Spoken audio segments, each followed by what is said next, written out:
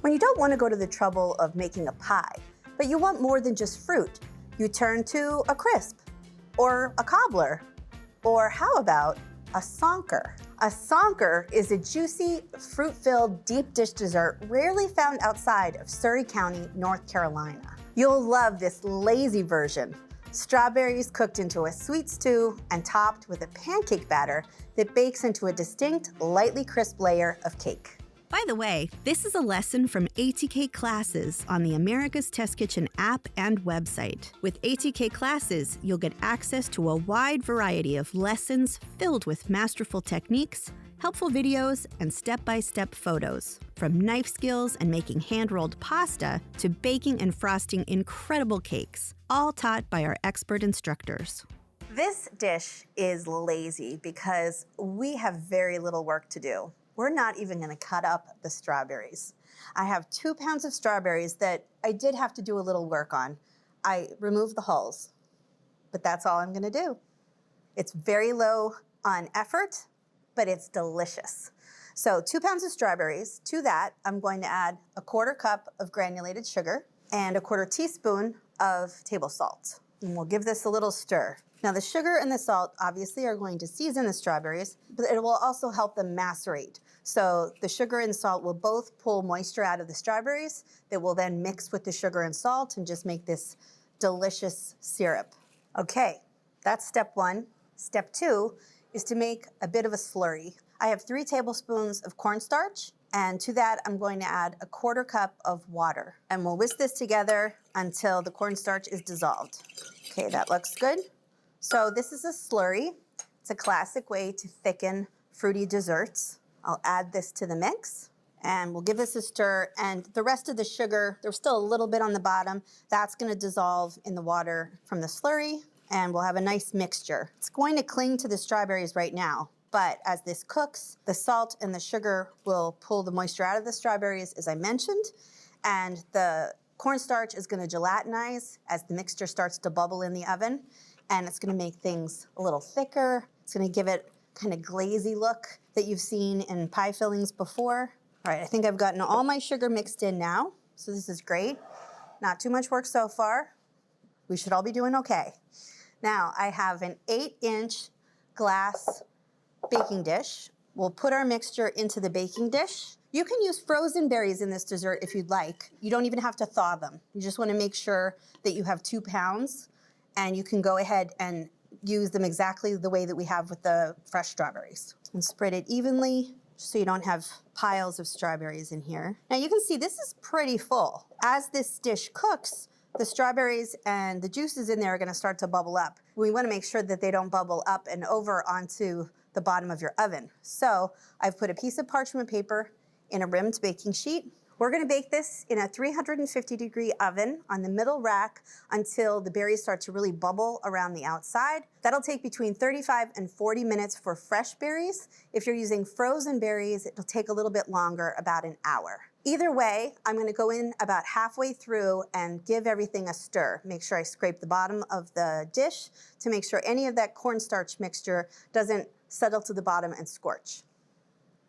Okay, this is great. It was just bubbling, and I'm going to run my spatula around, get under it. You can see how nice and juicy this has gotten, how glazy it is because of that slurry that we added with the cornstarch. The strawberries are really nice and softened now, but they're not fully cooked yet. They're gonna go back into the oven in a couple minutes. All right, now on to our topping. This is where a fruity stew becomes a sonker. A lazy stew becomes the lazy sonker. So we're gonna add the ingredients for basically a big pancake. I mean, it's a cakey top. It's not too sweet, not too rich. It's like having all the components of a strawberry shortcake baked together. I have 1 cup or 5 ounces of all-purpose flour. This is a teaspoon of baking powder. That's gonna give us some nice lift and lightness. This is 3/4 of a cup of granulated sugar, and I have a 1/4 teaspoon of table salt. This will enhance the sweetness, just add a little extra kick. So I'll whisk this together, get all our dried ingredients thoroughly combined. It's such a fun recipe to make because obviously there's not a lot to do with the fruit,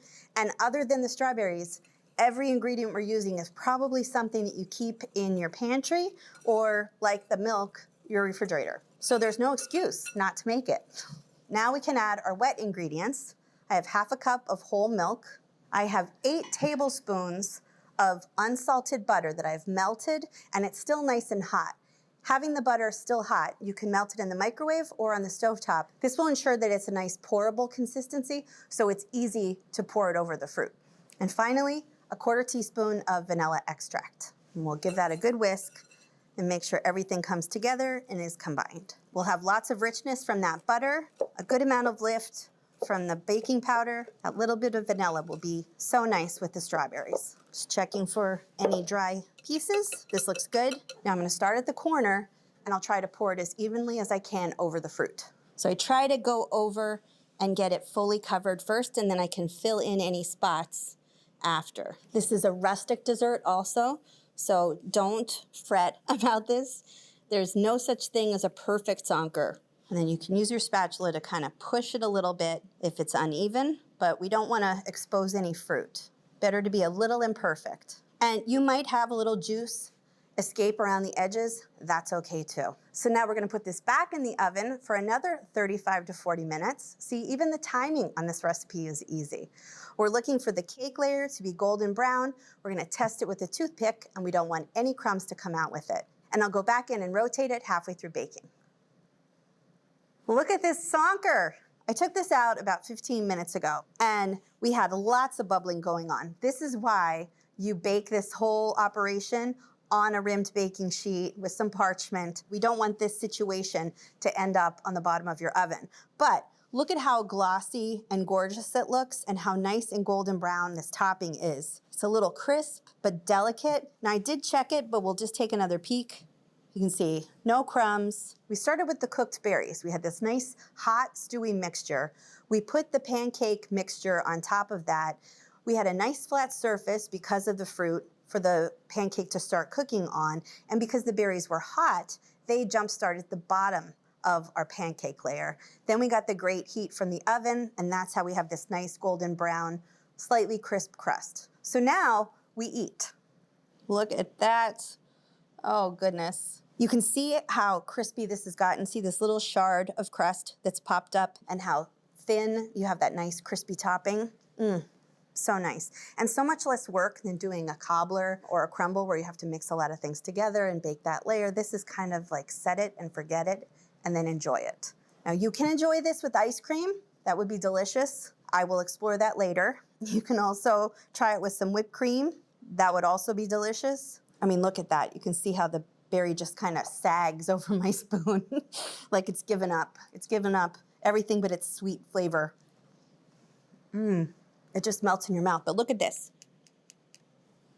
Can you hear it? You have a nice crispy topping. It's a little bit like the middle of a biscuit. It's buttery. It has that shattering, thin crust. But then inside, it's just tender, cakey deliciousness. And I love it when it gets all soggy with the juices. I've never had so much fun being lazy. What a simple way to show off your fresh berries. The cake topping is a mix of everyday pantry ingredients. It's a quick and easy batter that's tender without sogging out, rich enough to feel like a treat, but light enough for warm summer days. This dessert is a low lift with a very high reward. Now that you're on a roll, why not take the next step?